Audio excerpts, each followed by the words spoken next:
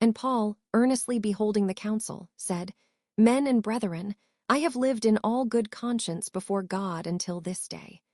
And the high priest Ananias commanded them that stood by him to smite him on the mouth. Then said Paul unto him, God shall smite thee, thou whited wall. For sittest thou to judge me after the law, and commandest me to be smitten contrary to the law? And they that stood by said, Revilest thou God's high priest? Then said Paul, I wist not, brethren, that he was the high priest. For it is written, Thou shalt not speak evil of the ruler of thy people. But when Paul perceived that the one part were Sadducees and the other Pharisees, he cried out in the council, Men and brethren, I am a Pharisee, the son of a Pharisee. Of the hope and resurrection of the dead I am called in question. And when he had so said, there arose a dissension between the Pharisees and the Sadducees, and the multitude was divided. For the Sadducees say that there is no resurrection, neither angel nor spirit, but the Pharisees confess both. And there arose a great cry, and the scribes that were of the Pharisees' part arose and strove, saying, We find no evil in this man. But if a spirit or an angel hath spoken to him, let us not fight against God. And when there arose a great dissension, the chief captain, fearing lest Paul should have been pulled in pieces of them, commanded the soldiers to go down, and to take him by force from among them, and to bring him into the castle. And the night following the Lord stood by him, and said, Be of good cheer, Paul. For as thou hast testified of me in Jerusalem, so must thou bear witness also at Rome. And when it was day, certain of the Jews banded together, and bound themselves under a curse, saying that they would neither eat nor drink till they had killed Paul. And they were more than 40 which had made this conspiracy. And they came to the chief priests and elders, and said, We have bound ourselves under a great curse, that we will eat nothing until we have slain Paul. Now therefore ye with the council signify to the chief captain that he bring him down unto you tomorrow, as though ye would inquire something more perfectly concerning him. And we, or ever he come near, are ready to kill him. And when Paul's sister's son heard of their lying in wait, he went and entered into the castle, and told Paul. Then Paul called one of the centurions unto him, and said, Bring this young man unto the chief captain, for he hath a certain thing to tell him. So he took him, and brought him to the chief captain, and said, Paul the prisoner called me unto him, and prayed me to bring this young man unto thee, who hath something to say unto thee. Then the chief captain took him by the hand, and went with him aside privately, and asked him, What is that thou hast to tell me? And he said, The Jews have agreed to desire thee that thou wouldest bring down Paul tomorrow into the council, as though they would inquire somewhat of him more perfectly. But do not thou yield unto them. For there lie in wait for him of them more than 40 men, which have bound themselves with an oath, that they will neither eat nor drink till they have killed him. And now are they ready, looking for a promise from thee. So the chief captain then let the young man depart, and charged him, See thou tell no man that thou hast showed these things to me. And he called unto him 2 centurions, saying, Make ready 200 soldiers to go to Caesarea, and horsemen 60, and spearmen 200 at the 3rd hour of the night, and provide them beasts, that they may set Paul on, and bring him safe unto Felix the governor. And he wrote a letter after this manner, Claudius Lysias unto the most excellent governor Felix sendeth greeting. This man was taken of the Jews, and should have been killed of them.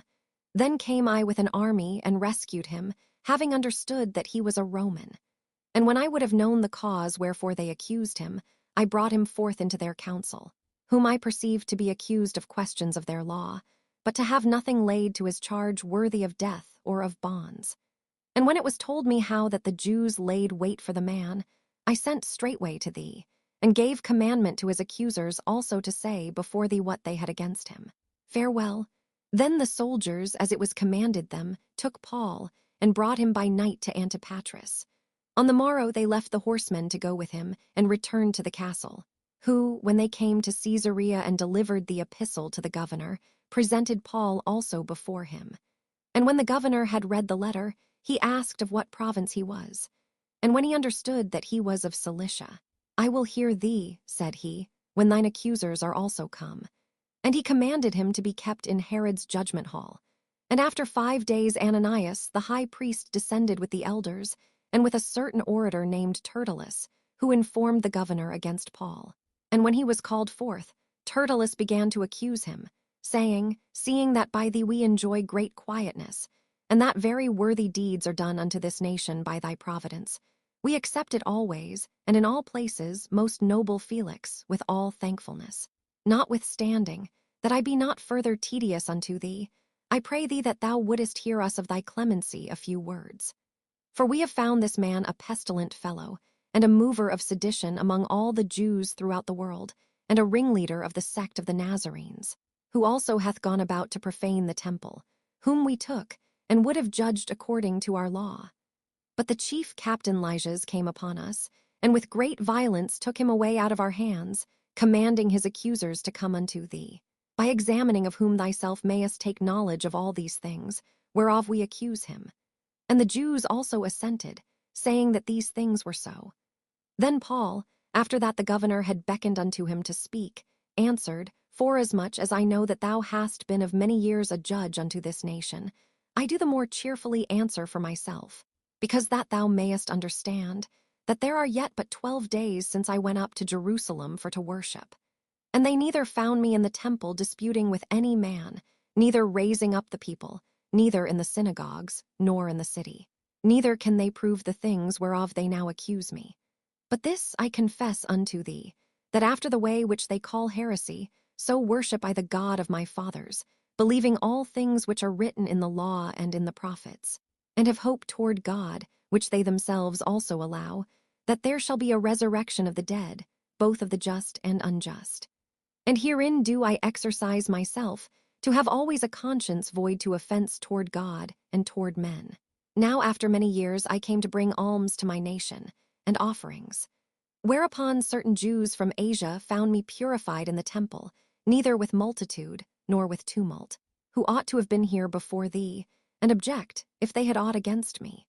Or else let these same here say, if they have found any evil doing in me, while I stood before the council, except it be for this one voice, that I cried standing among them, touching the resurrection of the dead I am called in question by you this day. And when Felix heard these things, having more perfect knowledge of that way, he deferred them, and said, When Lysias the chief captain shall come down, I will know the uttermost of your matter. And he commanded a centurion to keep Paul, and to let him have liberty, and that he should forbid none of his acquaintance to minister or come unto him. And after certain days, when Felix came with his wife Drusilla, which was a Jewess, he sent for Paul, and heard him concerning the faith in Christ. And as he reasoned of righteousness, temperance, and judgment to come, Felix trembled and answered, Go thy way for this time. When I have a convenient season, I will call for thee. He hoped also that money should have been given him of Paul, that he might loose him. Wherefore he sent for him the oftener, and communed with him. But after 2 years Porcius Festus came into Felix's room, and Felix, willing to show the Jews a pleasure, left Paul bound. Now when Festus was come into the province, after 3 days he ascended from Caesarea to Jerusalem. Then the high priest and the chief of the Jews informed him against Paul, and besought him, and desired favor against him, that he would send for him to Jerusalem, laying wait in the way to kill him. But Festus answered, that Paul should be kept at Caesarea, and that he himself would depart shortly thither. Let them therefore, said he, which among you are able, go down with me, and accuse this man if there be any wickedness in him. And when he had tarried among them more than 10 days, he went down unto Caesarea, and the next day sitting on the judgment seat commanded Paul to be brought. And when he was come, the Jews which came down from Jerusalem stood round about, and laid many and grievous complaints against Paul, which they could not prove. While he answered for himself, neither against the law of the Jews, neither against the temple, nor yet against Caesar, have I offended anything at all. But Festus, willing to do the Jews a pleasure, answered Paul and said, Wilt thou go up to Jerusalem, and there be judged of these things before me? Then said Paul, I stand at Caesar's judgment seat, where I ought to be judged. To the Jews have I done no wrong, as thou very well knowest. For if I be an offender, or have committed anything worthy of death, I refuse not to die. But if there be none of these things whereof these accuse me, no man may deliver me unto them. I appeal unto Caesar. Then Festus, when he had conferred with the council, answered, Hast thou appealed unto Caesar? Unto Caesar shalt thou go. And after certain days, King Agrippa and Bernice came unto Caesarea to salute Festus.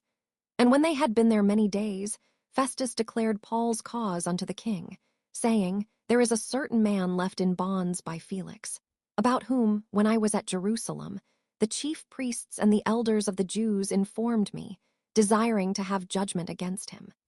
To whom I answered, It is not the manner of the Romans to deliver any man to die, before that he which is accused have the accusers face to face, and have license to answer for himself concerning the crime laid against him. Therefore, when they were come hither, without any delay on the morrow, I sat on the judgment seat, and commanded the man to be brought forth. Against whom, when the accusers stood up, they brought none accusation of such things as I supposed, but had certain questions against him of their own superstition, and of one Jesus, which was dead, whom Paul affirmed to be alive. And because I doubted of such manner of questions, I asked him whether he would go to Jerusalem, and there be judged of these matters. But when Paul had appealed to be reserved unto the hearing of Augustus, I commanded him to be kept till I might send him to Caesar.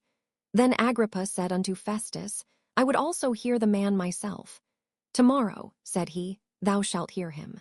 And on the morrow, when Agrippa was come, and Bernice with great pomp, and was entered into the place of hearing, with the chief captains and principal men of the city, at Festus' commandment Paul was brought forth.